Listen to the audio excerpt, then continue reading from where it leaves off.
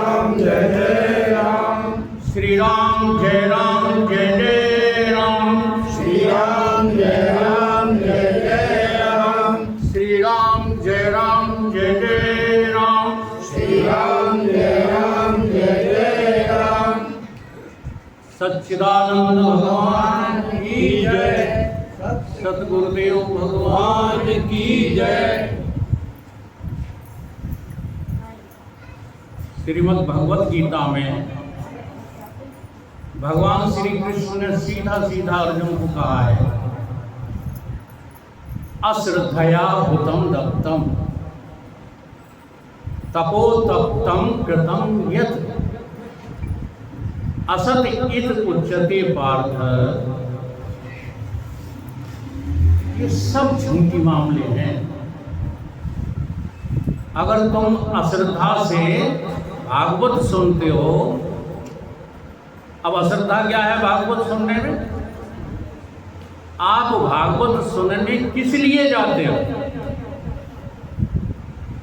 ये आपने फैसला किया है। आप भागवत में केवल मनोरंजन करने जाते हो और वो मनोरंजन करके लौट आते हो। ये अश्रद्धा है भागवत के प्रति। आप कोई भी हवन यज्ञ करते हो, किस लिए करते हो? कामनाओं के वशीभूत होकर के, कामनाओं के अधीनस्थ होकर के, तो ये आपकी अश्रद्धा है। आप श्रद्धालु नहीं हो। तप कर रहे हैं, आपका ये तप है। एकादशी निर्जला, माताएं पुरुष तमाम लोग आज जल नहीं पी रहे। हम आप लोगों से पूछते हैं क्यों ऐसा हट किए हो? क्या हो जाएगा? तो तुम्हारे आचार्यों ने, तथाकथित आचार्यों ने ये फल होंगे इसके, ये फल होंगे इसके, बरगला दिया है तुमको। इसलिए तुम भूखे प्यासे मरते हो और उन फलों को चाहते हो जो तुम्हारी कामनाओं को बढ़ाने वाले। तुम किसी चेतन की पूजा करने में कोई दिलचस्पी नहीं रखते। एकादशी को भूखों प्यासे मरते, लेकिन सासू के पैर दबाने में हिचकते हो। अब बहुएं है ही नहीं, आप तो स्वयं सासू हैं। कोई भी आज चैतन्यता के प्रति सच्चा समर्थक नहीं है। सब जड़ के पुजारी हो गए,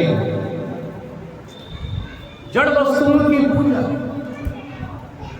बड़े बड़े विद्वान कहते हैं पीपल को छू लेना आज के दिन, बरगद को छू लेना आज के दिन, आंवले को छू लेना आज के दिन। इन कर्म कांडियों ने कर्मों की भाषा को ही बदल दिया और शास्त्रार्थ करना चाहते हैं हमसे।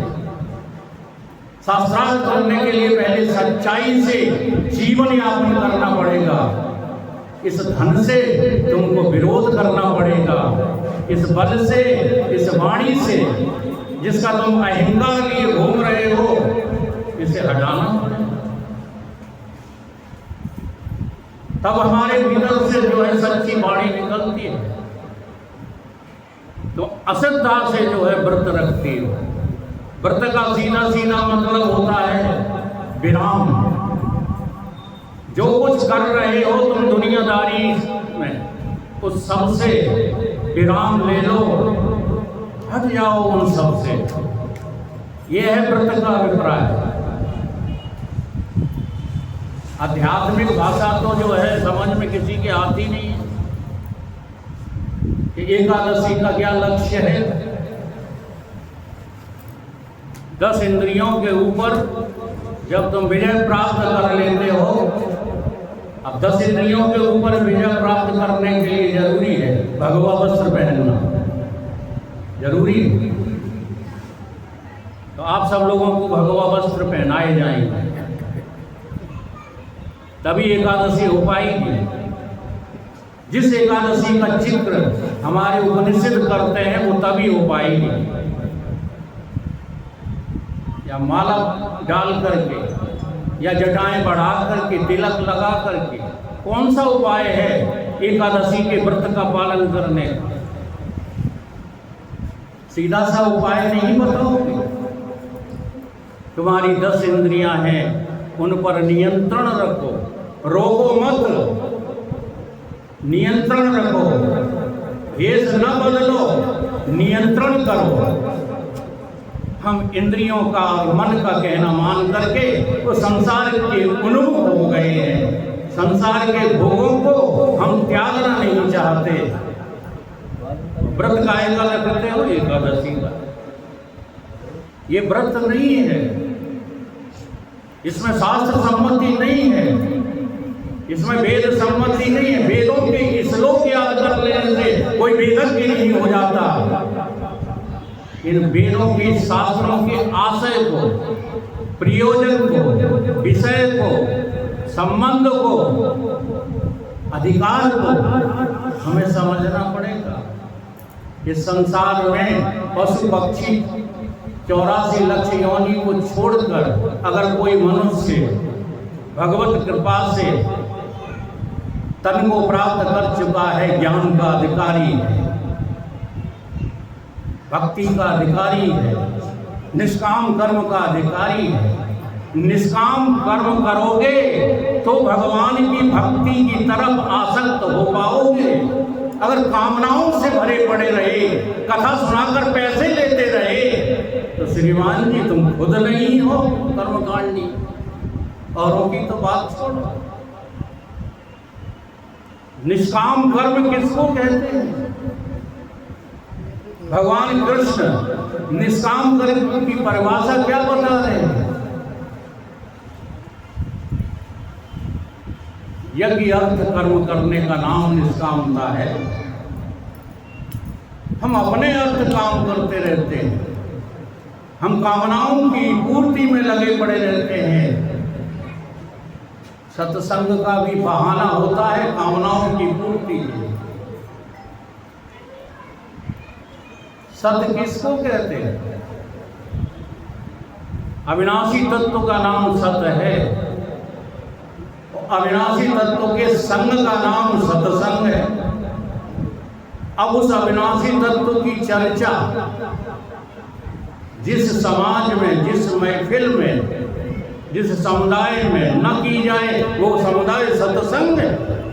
इधर उधर की बातें करके बरगला देना। बता दो कब तक कर्मों में उलझे रहोगे? कर्म उपासन ज्ञान का। देखो एक बात आप लोगों को स्पष्ट कर दो, ये बैठे हैं पूजनीय हैं, आदरणीय हैं और विद्वान हैं। अपन न तो पूजनीय है, न आदरणीय है और न विद्वान है। इसलिए इस तरह के शब्द ये भूल गए। हम इनमें से कुछ नहीं, वो हमें होना भी नहीं।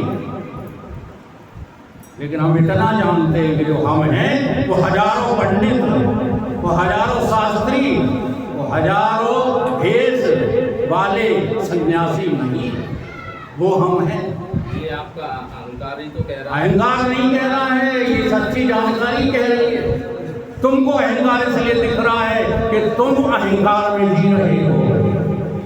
एक में होती है व्यापक और एक में होती है परछिन्न।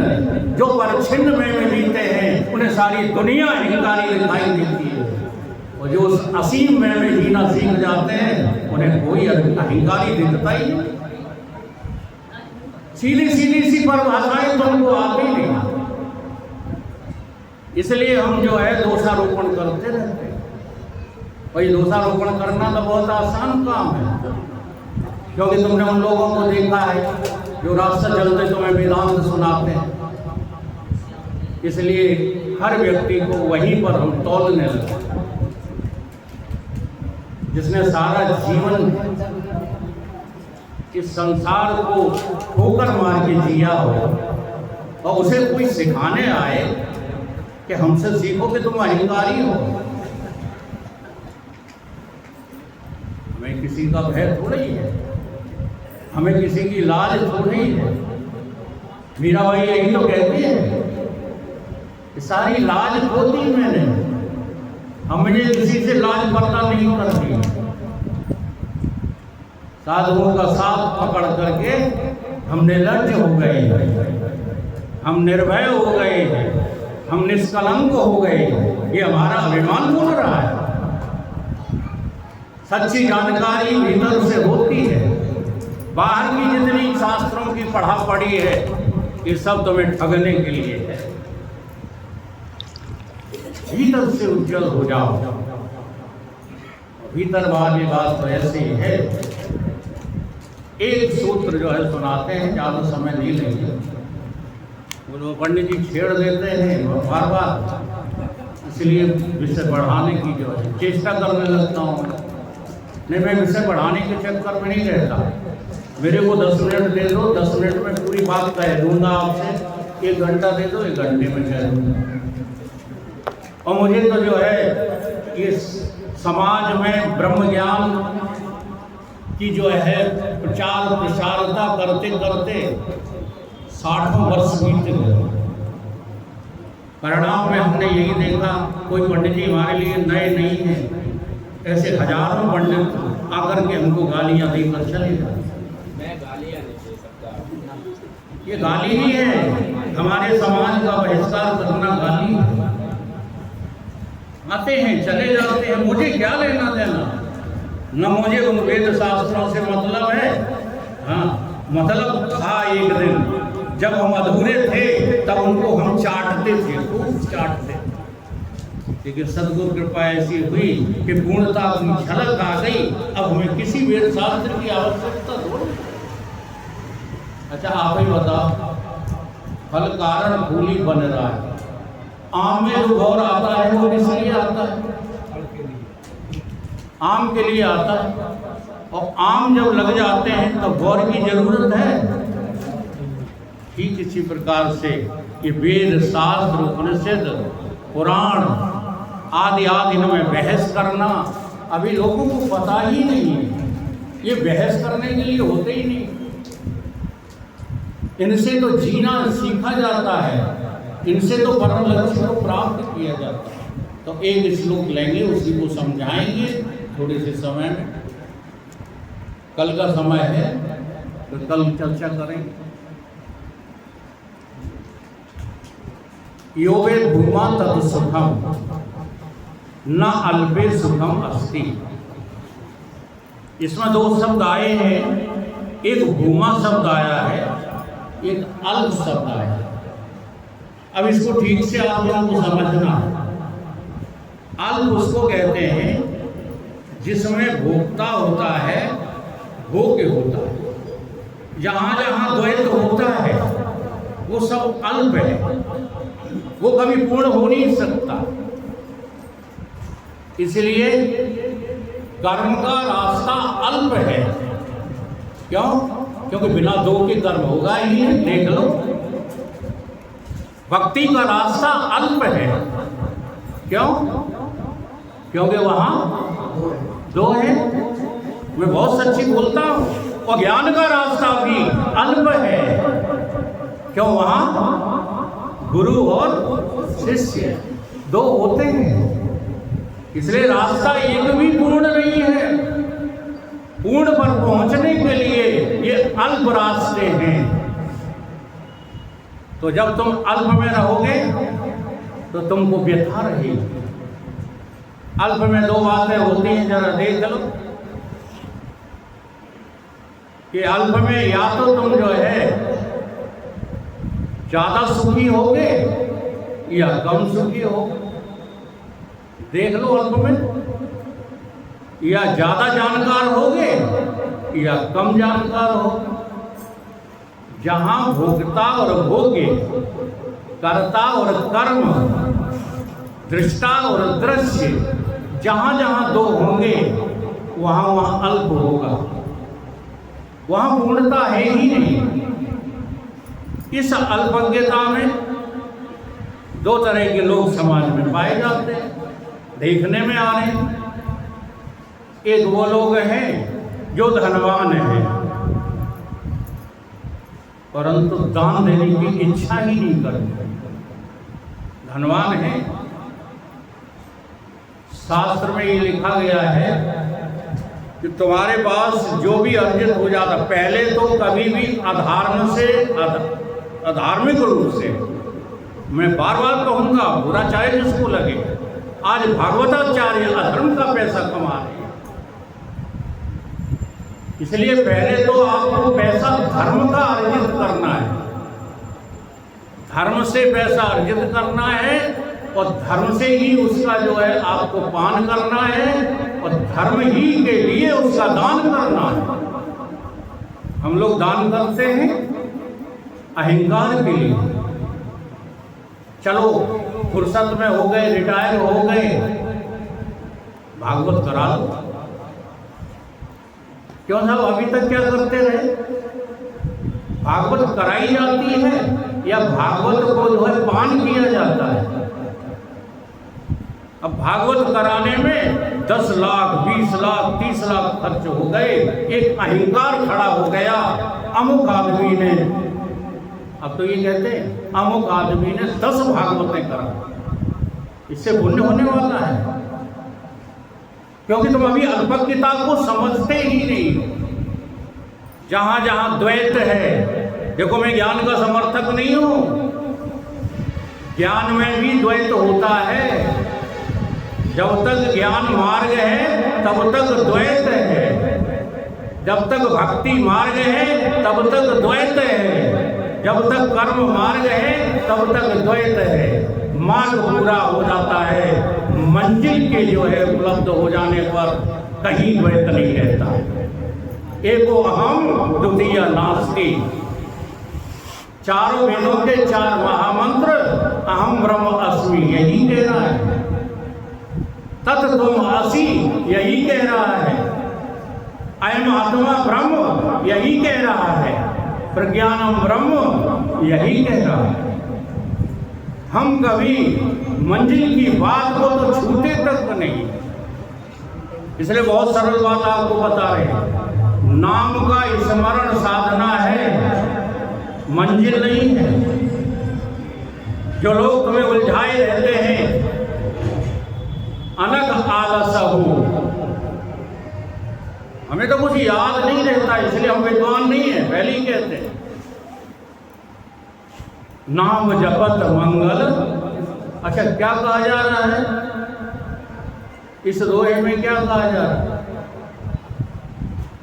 तो चाहे जैसे आलस में, चाहे जैसे आप तो केवल नाम का उच्चारण चिल्लाते रहो तो तर जाओ, ये कहा जा रहा है।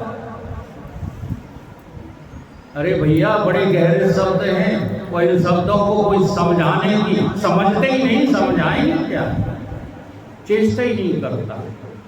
गोस्वामी तुलसीदास जी ने जब नाम की महिमा गाई है तो उस नाम की महिमा के उन चौपाइयों का कभी गहराई से, आचार्यों से, पंडितों से और जो विद्वान बनते हैं अर्थ तो पूछो, किसकी महिमा गाई जा रही है? बंदो नाम राम रघुबर को, क्या नाम है, क्या चिन्ह बता रहे हैं गोस्वामी जी। और एक आप लोगों को और संदेश दे दूं, हम काट नहीं रहे इनकी बात, इनकी समझ में नहीं है। सूरदास, तुलसीदास और रैदास और जितने दास हैं, ये सब के सब ब्रह्मज्ञानी संत हैं। ब्रह्म ज्ञान को उपलब्ध होने के बाद इन्होंने ग्रंथों की रचना की है, इसका प्रमाण मिलता है। क्यों? क्योंकि वेदांत का एक विषय है जिसमें ये कहा गया है कि प्रत्येक दर्शन का उपक्रम उपसंहार सत्य होता है, बीच में मिलावट होती है। और देख लो रामचरितमानस, राम नाम की महिमा में क्या है? बंदो राम नाम रघुबर को, हेतु, हेतु किसका है? किसान। किसान माने बोल दिया करो, हम जानते नहीं। हेतु किसान और भानु माने हैं सूर्य, हिमकर माने, इन तीनों का कारण कौन है? नाम है। अब जरा देखो तुलसीदास जी का संकेत, नाम और नामी यदि अभेद न होता तो स्वरूप को यहाँ नाम कैसे कह दिया? क्योंकि सारे ब्रह्मांड का कारण तो एक ब्रह्म है। कभी पढ़ा है आपने?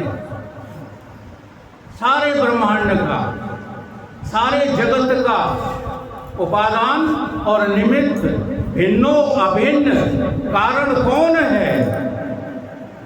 ये वेद की भाषा है, ये वेदांत की भाषा है। हमने वेद रटे नहीं हैं, हमने गुरुओं की चरण रजपान करके इनको जिया और पिया है। क्या बात करोगे हमसे तुम? तुम्हें अहंकार दिखाई देता? जो हमारे संपर्क में है उनसे पूछो जा करके, घर गृहस्थी रहते हुए सभी पर लात मारते चले आए हैं कि नहीं?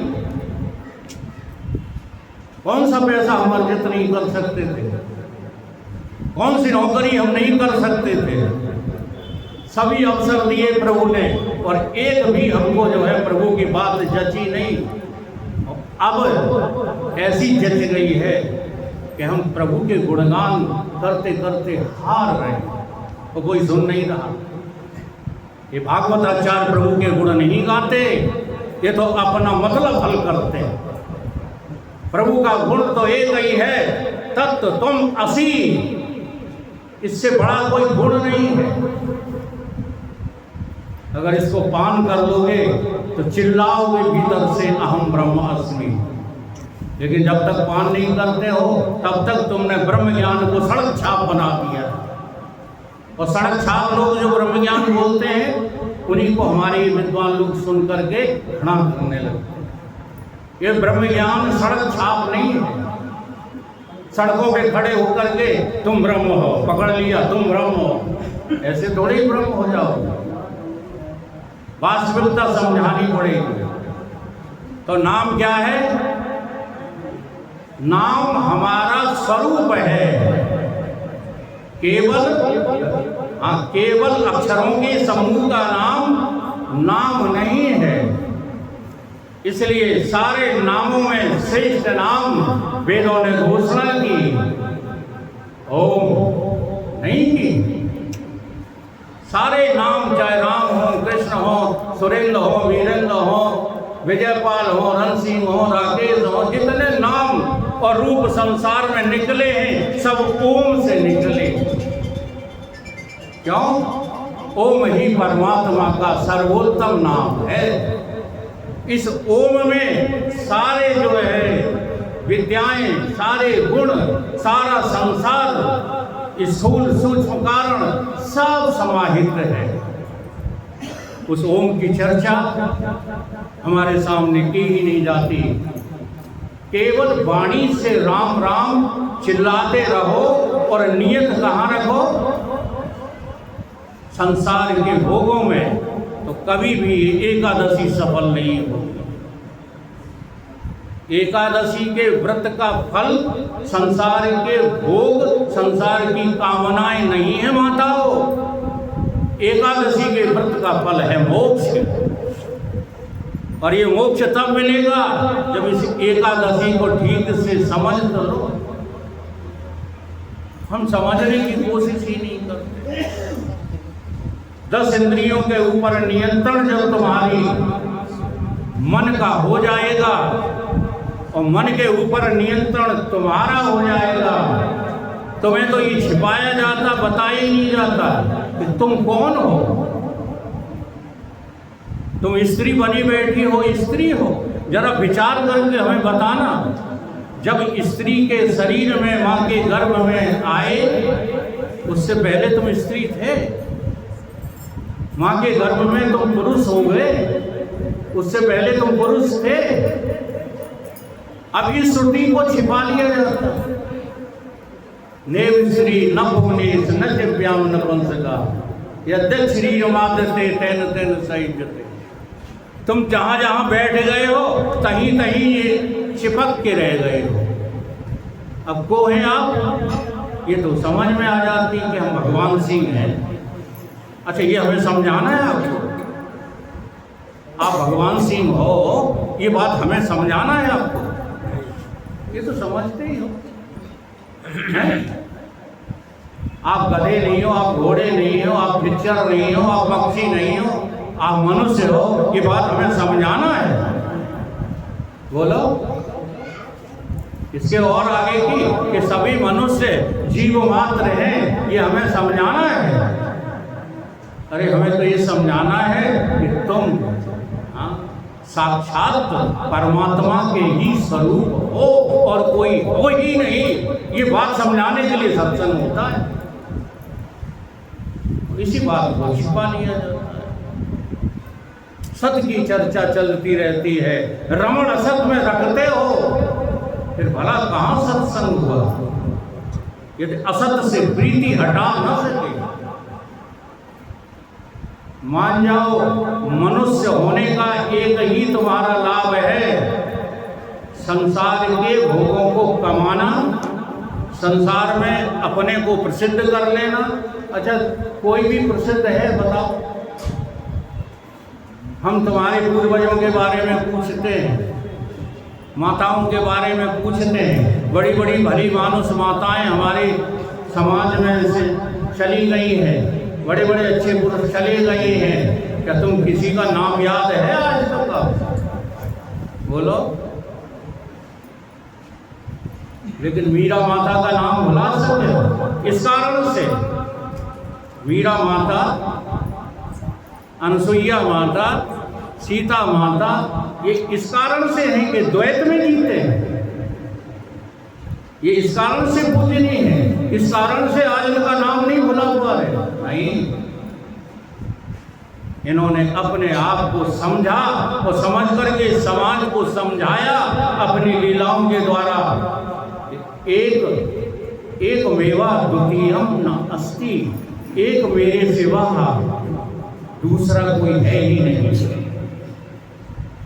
अभी चैन मिलेगा जब तक तुमको दूसरा दिखता रहेगा, तुम कभी चैन में रह ही नहीं सकते। तो विचार करो, प्रयोजन पहले बनाओ। प्रयोजन क्या है सत्संग में आने का? मनोरंजन।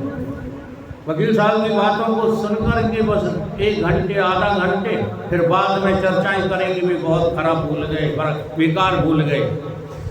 इसके लिए सत्संग है। विचार करो प्रयोजन क्या है तुम्हारा? हम उन आचार्यों को चैलेंज करते हैं, प्रयोजन क्या है तुम्हारा? सबका प्रयोजन एक होना चाहिए, वो है क्या? भगवत प्राप्ति, ब्रह्म प्राप्ति। ब्रह्म प्राप्ति यदि प्रयोजन नहीं है तो आप मनुष्य नहीं। विषय क्या है? इसको लेकर के भी तुम बरगला दिए जाते हो। परमात्मा बुद्धि का विषय नहीं है। चलो मानते हैं बुद्धि का विषय नहीं है, लेकिन बुद्धि के द्वारा जितने विषय हैं उन सबको हटाने के लिए तो बुद्धि का प्रयोग करो। तो हटा नहीं पा रहे। दौड़ी छूटी घोड़ी घुसोरा। जैसे ही सत्संग से छूटे कहाँ लगोगे जा करके? मेरे तेरे में। ये मेरे हैं, ये तेरे हैं।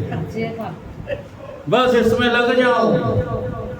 इसके लिए बुद्धि दी है भगवान ने। ये मेरे तेरे का खंडन करने के लिए बुद्धि दी है भगवान ने। न कोई मेरा है न कोई तेरा है। ये मेरा तेरा जब तक लगा रहेगा तब तक तुम न तो विद्वान हो, न कर्मकांडी हो, न ज्ञानी हो, न भक्त, कोई नहीं है। भाग्यवान वही जो भगवान को चाहे, विद्वान हो के नित्य विद्वान को चाहे। तुम नित्य विद्वान के पुजारी हो या अनित्य के? नाम नित्य है या अनित्य है? जिस नाम का तुम उच्चारण करते हो, देखो जाप के विषय में कितना छिपाया जाता है। जाप का अर्थ क्या होता है? सच्चा जाप किसी ने किया आज तक? पहले तो बाहर के जाप करने में ही समय व्यतीत कर दिया। जब कुछ जो है पल्ले नहीं पड़ा कहीं बाहर का छोड़ दिया। अब उस नाम की प्रशंसा तो कर रहे हैं, नाम का जाप नहीं कर रहे हैं। और लिखते क्या है, नाम जपत मंगल दिस, अमंगल हो ही नहीं सकता। अब जरा विचार करके देखो, जिन्होंने नाम जपे हैं वो मरे कि नहीं मरे, बताओ। बहुत जाप करते थे हमारे पिताजी, वो भी बहुत हो गए।